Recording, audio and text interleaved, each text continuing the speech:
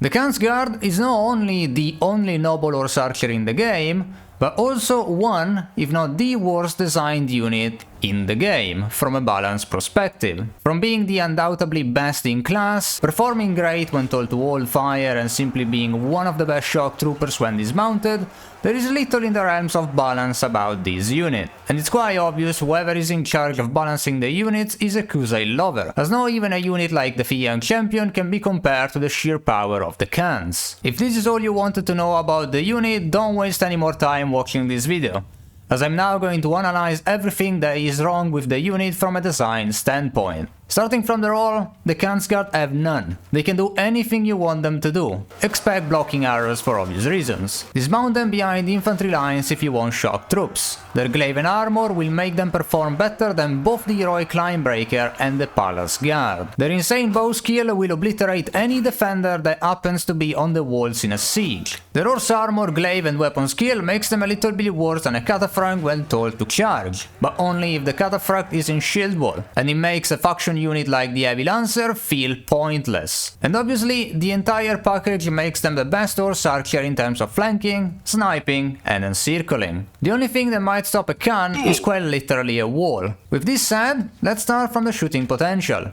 As far as arrows goes, they will bring the same amount of the other Khuzait ranged troops. So there is a double quiver of step arrows that will sum up to 48 shots. But when we adjust the numbers of shots to both the bow and the weapon skill, the Khans will find themselves to be way ahead of their faction mates. And the only unit that beats them in this category would be the Fians, since they have more arrows and a longbow. For the bow, the Khans bring an uninspiring step recurve bow. Probably the only balanced thing in this unit equipment, the step recurve bow is nothing special, but since the Khans bring 260 bow skill, this weapon will transform into a machine gun. Now, if the Khans were to be great horse archers, there would be no problems in their design, but their troop line is the only one that brings the best weapon for AI cavalry, the glaive.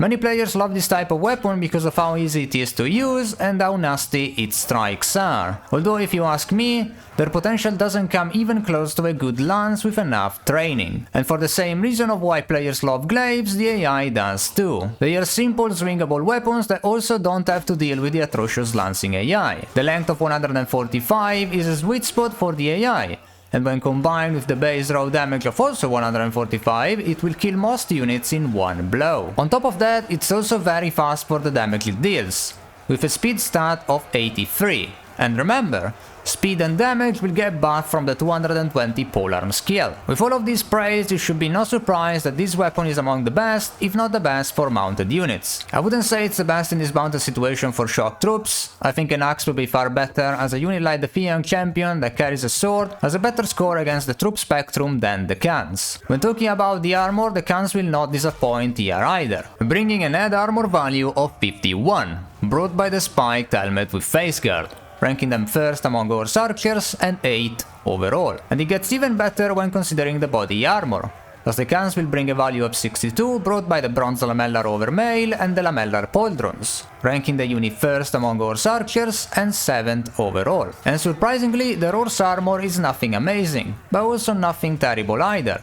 The lamellar half mail barding will bring a value of 38, ranking the Khans tied in second place among horse archers, and as far as the horse goes, the Khans is my personal favorite warhorse in the game. The steppe warhorse is the most maneuverable horse a troop can use and brings a fair amount of speed and extra HP. When considering head plus body, the Khans will rank first, and they will keep the same position when considering total armor. I know, what a surprise, right? Now that we're done with the equipment, let's see how broken this troop really is. I'm going to skip the finish score, since they are always first. When considering the efficiency against archers, the Khans finish with a KD of 285 and a KD of 285.4 against low tiers. The Khans lost 0.33% of their units and average a casualty chance against low tiers of 0.07%. When considering efficiency against infantry, the Khans finish with an average KD of 16.17 and the KD against low tiers of 277.4. The Khans lost 5.67% of their units and ended with an average casualty chance against low tiers of 0%. And finally, is that actually true? Is that actually true? Is that a 0%? A few moments later. Yeah, that is a 0%, yeah.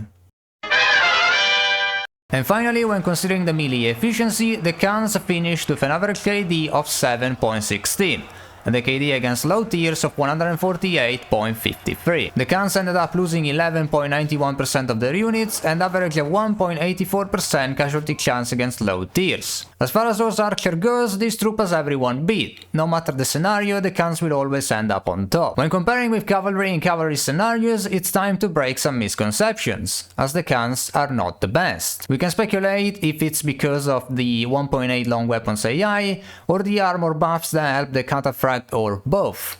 But after 32 tests between Khans and cataphracts, the results are hard to deny. Still, the difference is so slim that the Khans will bring way more upside than a cataphract. And when comparing with the best troops in this mounted situation, the Khans are better than any shock trooper, with only 3 main infantry units and 3 cavalry units with a better melee score, when told to shield wall and charge. I think by this point we can see where the title of the video is coming from. The Khans are the only unit in the game capable of not only just competing, but outright replace units with different roles. Anyway, let's go ahead and list the pros and cons.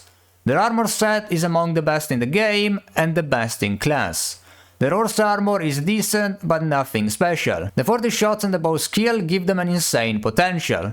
The 220 polearm skill and the glaive makes them good not only in mounted combat, but also when dismounted, to the point where they become better than any shock troop in the game. The AI of the Khans is arguably the best in the game, as horse archers are generally smart units, and they don't have to deal with the lancing AI. They are the most versatile troop in the game, quite literally capable of fitting any role other than tanking arrows. And the only downside of this unit is the fact that they are nobles, and can only be recruited in the steppes, either from castle villages or converted with veteran respect from steppe bandits. I don't think an OP out of 5 is enough, but that's the highest score I can give a unit, so yeah, let's just give it an OP out of 5. I can't recall the last time I had one in my party. I can't have fun while using them, they are quite simply too broken and end up making any battle a breeze. Honestly, that's the last thing I want from my battles, but I also understand players who just love them, just not the ones that are toxic about it. And don't get me wrong, there are no better feeling than ending a battle with no casualties, but doing it with the Khans make me feel like I'm cheating, while losing nobody with an infantry only party has an all different meaning. I really like the unit armor design and feel of the Khans, but I'd much rather play a game where troops have strengths and weaknesses and must be using different tactics to function properly. The Khans can win most battles without the player really doing anything other than charging them. No need to save on arrows since they are among the best cavalry anyway. No need to care about them losing their horse since they are one of the best foot units. Although they aren't as good on foot as the Fians, but the Fians have to deal with a very underwhelming Battanian roster. The Khuzait don't have the same problem as we are going to see going forward. Anyway, let me know your thoughts about this unit, and if you, like me, wish this unit was brought down to earth. For now, this unit analysis is over, and on your right you can watch more of these. Thank you all for watching.